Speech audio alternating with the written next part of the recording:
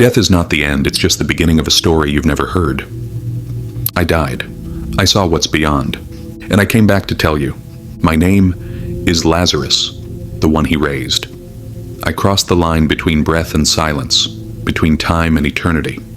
And when I returned, nothing in this world looked the same again. I remember the moment the darkness broke.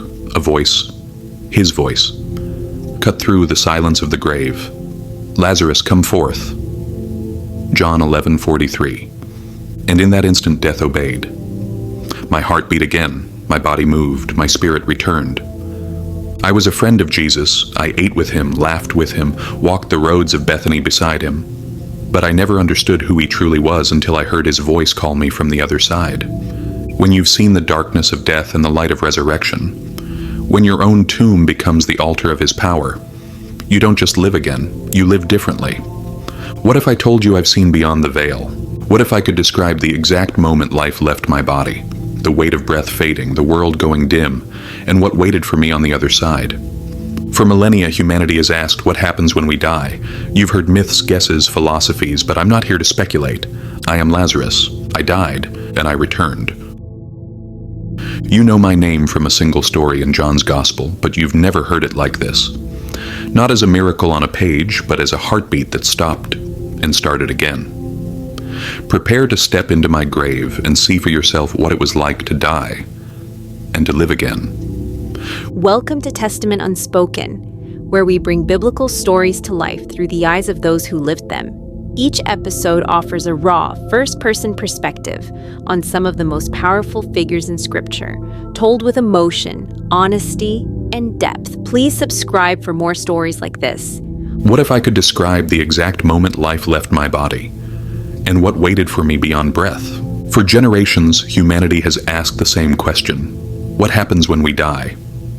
I no longer ask, because I crossed that line. My name is Lazarus, and I died. My story is written in the Gospel of John. You know the ending, but you've never heard what it felt like to live it. I was a friend of Jesus, not by title, not by miracle, just by love. He often came to our home in Bethany, where my sisters Mary and Martha welcomed him like family. We shared bread together, laughed under olive trees, and spoke of the kingdom of God. I remember his eyes, gentle yet filled with something I couldn't name. When he spoke, the air seemed to listen. But even then, I didn't truly understand who he was. To me, he was teacher, he was prophet, he was friend. I had seen him heal strangers, cast out demons, and silence storms. Yet I still thought of him as one among men anointed by God. But when death took me, when breath fled and my body grew cold, I discovered what friendship with him really meant. Because on the fourth day, when the stench of the grave hung heavy in the air, his voice found me. It wasn't the voice of a teacher. It wasn't the voice of a man. It was the voice that spoke light into existence at the beginning of time. And in that instant I understood. The one who called me out of death wasn't just a messenger of God. He was God himself. My friend was the resurrection. To me, he was teacher, prophet, friend.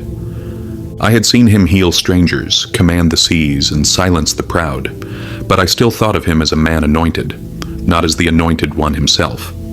It wasn't until I heard his voice pierce the silence of death that I understood. That voice didn't just ask me to rise, it commanded creation itself to move. The same voice that spoke the stars into existence spoke my name, and in that moment, I knew. My friend was not merely a messenger of God. My friend was God, in flesh, weeping at my tomb, yet holding power over death itself. I called him Lord from that day forward, because he didn't just give me life. He revealed the life himself. It began with weakness, a trembling in my hands, a fever that stole my strength. At first I thought it would pass, but the days grew longer, the pain deeper. My sisters Mary and Martha never left my side. Martha, always the steady one, moved swiftly through the house, cooling my forehead with water, whispering prayers under her breath, trying to keep her tears hidden behind her strength. Mary, gentle, tender, sat beside me. Her hand clasped around mine as if holding on could keep me here. They would look at each other in silence. That kind of silence that speaks of fear. I could hear them in the next room sometimes, their voices breaking as they prayed. Finally, they sent a message to him, to Jesus. Lord, the one you love is sick. John 11:3. That was all they said. They didn't beg, they didn't demand. They knew, if he only heard, he would come. I remember the hope in their eyes, the way Martha stood by the window watching the road, waiting for the sound of his footsteps. Every hour that passed, their hope flickered but did not fade. And in my weakness I whispered to Mary, "He will come. He always comes." But the fever raged, my breath grew shallow, and the night fell quiet, the kind of quiet that feels like an ending. Still, even as my vision dimmed, I heard Martha praying, "Even now, Lord, even now." But days passed and he did not come. I could see the worry in Martha's eyes, the quiet tears Mary tried to hide. I believed he could heal me. I had seen his miracles. Blind eyes opened, lepers cleansed, even storms obeyed him. But the fever grew. My breath became shallow, and as darkness pressed in, I whispered one last thought. "Where are you, my friend?" The fever burned until it didn't. One moment I was gasping for air, reaching for Mary's hand, and the next there was stillness. I remember her tears falling onto my face, the sound of Martha calling my name through the blur. And then, nothing. The pain stopped. The weight lifted. I felt as though I was standing outside of time itself. The house that once echoed with their weeping now seemed far away, like a distant echo carried by the wind. I saw their grief, but I could not touch them. There was peace, deep, consuming peace. A quiet so perfect it almost frightened me. I cannot describe it fully, not with mortal words. It was as if every ache, every fear, every memory of sickness had been stripped away and only being remained. I was not walking, I was not breathing, I simply was. And yet, in that stillness, I knew I was not forgotten. There was a presence near me, unseen but undeniable, like light without a source, warmth without a flame. I did not see his face, but I knew I was not alone. Even in death, his presence filled the silence. As days passed, though time meant nothing to me, I sensed sorrow beyond my resting place, the cries of Mary, the prayers of Martha, the whisper of villagers who came to mourn, and then a voice. Not theirs, not human. A voice that thundered softly through the veil. "This sickness will not end in death, but for the glory of God." John 11:4. I did not understand, but even from the other side, his words carried life. When the world went dark, I thought my story was over. I remember the sound of the stone being rolled, the muffled cries of my sisters just beyond the tomb's mouth. Even in death, their love reached for me. I felt the linen wrap against my skin, the weight of spices pressed around my body. I had become a memory, sealed away in silence. The tomb was cold, yet somehow peaceful. It was the kind of silence that makes you forget what sound feels like. No time, no pain, no breath, just stillness. I thought, this is death, and I waited. For eternity. But eternity was interrupted. Suddenly. Footsteps. Voices echoing through the stone, weeping. Murmurs. Then a hush. And in that hush, a voice. A voice that pierced through the darkness like lightning through the clouds. A voice I knew. "Lazarus, come forth." Those words struck the silence like a hammer breaking chains. I felt warmth rush back into what was cold. My heart, still moments ago, began to beat again. My lungs, forgotten instruments, drew in air for the first time since death. Light burst through the black. My body trembled, my fingers moved, my eyes opened, and in the brightness of life was unbearable. The linen clung to me like a second skin as I rose. I stumbled forward, half dreaming, half alive, guided only by his voice. I didn't see him at first, but I felt him. The same presence that held me in death now calling me back to life. When I emerged from the tomb, the air burned in my lungs, heavy with incense and tears. The crowd fell silent. And then I saw him. Jesus stood there, eyes full of power and compassion, the kind that sees both your beginning and your end. He said softly, "Unbind him and let him go." And in that moment I realized, it wasn't just the grave clothes being removed, it was fear, it was doubt, it was every chain that ever held me down. I had been dead. And now because he spoke, I was alive. The light was blinding, my legs trembled beneath me, unsure of the weight of life again. The murmurs of the crowd swelled, gasps, sobs, shouts of disbelief. Some fell to their knees, others stumbled backward in fear. To them I was no longer a man, I was a miracle, And then I saw them, Mary and Martha. My sisters stood frozen. Their tears shimmered in the sunlight, disbelief and joy warring in their eyes. They had buried me. They had felt the finality of death's grip. And now, I was standing before them. Martha ran first, always the first to move. She fell into me, her sobs breaking the silence. Her hands trembled as she touched my face, as if afraid I might vanish again. Mary came next. Quiet, broken Mary. She collapsed at my feet, whispering through tears, "You were gone, but he brought you back." I could not speak. My tongue was heavy with awe. My heart beat like a drum, echoing the life that had returned to me. And Jesus, he just stood there, watching. Not proud, not astonished, just knowing. As if he had always seen this moment before the world began. He didn't just raise me from death. He showed everyone what power truly looks like. I thought of the psalm, "You, O Lord, brought up my soul from Sheol. You restored me to life from among those who go down to the pit." Psalm 30, verse 3. That verse was no longer words, it was my heartbeat. Yet as the days passed, I found that living again was not simple. People came to see me, not to talk, not to laugh, not to share stories, but to look at me, the living proof that death had met its match. I would walk through the streets of Bethany and whispers would follow. "That's him, the one who died." Children would stare, elders would nod in reverence, priests would frown, and sometimes in the quiet hours I'd wonder, why me? Why would he call my name and not another? Why did I get to see what others fear most? I realized something profound. Resurrection is not a reward, it's a revelation. Jesus didn't raise me because I was special. He raised me to show the world who he is. Death obeyed him. The grave released me because the voice that created life itself had spoken again. And from that day on, every breath I took was a borrowed miracle, a testimony that nothing, not even the final breath, is beyond his reach. After that day, nothing was the same. The laughter in our home returned, but it was softer now, touched by awe.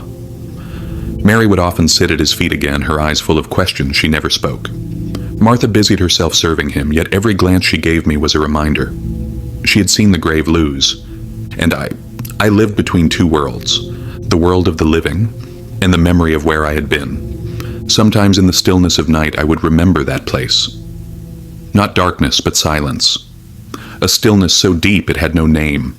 When he called me out, that silence shattered, and I began to understand. He did not raise me so that I might live longer. He raised me so that they might believe, but belief comes at a cost. News of what he had done spread like fire. Crowds came from Jerusalem not only to see him, but to see me. I became proof. Living, breathing evidence that he was not just a prophet. And the priest hated it. The miracle that gave me life also signed my death warrant. News spread through Jerusalem like wildfire. The priests and Pharisees feared what my life proved, that death itself obeyed him. They said, "Let us kill Lazarus also, for on account of him many are believing in Jesus." John 12:10-11. Imagine that, to be hunted for being alive. Their eyes burned when they saw me alive. I overheard them whisper one day, "It is better that one man should die for the people." But they did not mean me, they meant him. And in that moment I understood what resurrection had cost. My life was restored, but his would soon be taken. The man who called me out of the tomb would soon walk into one himself. Only his tomb would not hold him either. The day he entered Jerusalem, the crowd shouted, "Hosanna!" I stood among them, tears in my eyes, knowing what awaited him. He looked at me once, through the noise, through the branches waving, and there was something in his eyes. It was not fear, it was resolve. He had given me life so that the world could see what was coming, a resurrection greater than mine. Mine was borrowed breath. His would be eternal victory. When the news came that he had been crucified, Mary wept again. But this time her tears were different. She said through sobs, "If he could call you from death, he will rise himself." And she was right. 3 days later, the impossible happened again. The same voice that called my name stepped out of his own tomb. And I knew then, my resurrection was never about escaping death. It was about revealing the one who conquers it. Every breath I take now whispers his name. Every sunrise reminds me. The grave has no claim on those who belong to him. Time passed. The years after his resurrection felt different, slower, heavier with meaning. Every step I took, every breath I drew, carried the weight of a miracle that could never be forgotten. People still came to see me, not as Lazarus the man, but Lazarus the story. They would whisper when I walked through the market, "That's him, the one who died." Some reached for my hand as if to touch proof that God had walked among them. Others looked at me with fear, unable to comprehend what I had become. But I was not a symbol. I was a soul reclaimed. Sometimes I would sit by the sea at Joppa and watch the fishermen cast their nets, thinking of all the moments I'd been given again. The wind on my face, the laughter of children in the distance, the sound of birds lifting over the harbor, all of it, grace upon grace. I saw Peter once more before he left for his journeys. His eyes were older, weathered by the weight of the gospel, but alive with the same fire I had seen when he stood outside my tomb. He said to me, "Lazarus, you are living proof that death is defeated. Never forget. The story that began in your grave will end with his return, and I haven't forgotten." I still remember the sound of that voice, the voice that broke through stone and silence and decay. "Lazarus, come forth." Even now, when I close my eyes, I hear it echoing through eternity. There are nights I wake before dawn and whisper back into the darkness, "I am still coming, Lord, still walking toward the light you gave me." People ask me sometimes, "What was it like, dying?" And I tell them the truth. Death felt like a door closing gently, but his voice was the door flung open. I am no longer afraid, because I have seen what waits beyond, and I know this. The one who called me out of death will one day call every name written in his book. The graves will listen again. The tombs will open, and the silence will be broken forever. "I am the resurrection and the life," he said. "Whoever believes in me, though he die, yet shall he live." John 11:25. That is not poetry to me. It is my story. My name is Lazarus. I was dead. 4 days gone and my body still. My name forgotten beneath the stone. The silence was endless, the darkness thick as weight. And then I heard him. A voice. Not thunder, not echo, but authority. A voice that carried creation in its breath. He spoke my name, "Lazarus, come forth." And everything that was death in me obeyed. The darkness cracked, the stillness broke, the grave itself listened. I rose, not because I was strong and not because I was faithful, but because his mercy reached deeper than death. I tell you this, when Jesus speaks, even the impossible must yield. The tomb loses its grip. The final breath becomes a first one. I was dead, and now I live. Not because I deserved it, but because he called my name. So remember this. The grave has ears, and when he calls your name, even death will let you go. A soft instrumental swells, the sound of waves, the echo of wind, the faint murmur of a heartbeat returning to life. Blessed and holy is the one who shares in the first resurrection. Over such the second death has no power. Revelation 26. If you found meaning in these stories, don't forget to share them with others and subscribe to the channel. Your support is highly appreciated. Thank you. Hit the notification button.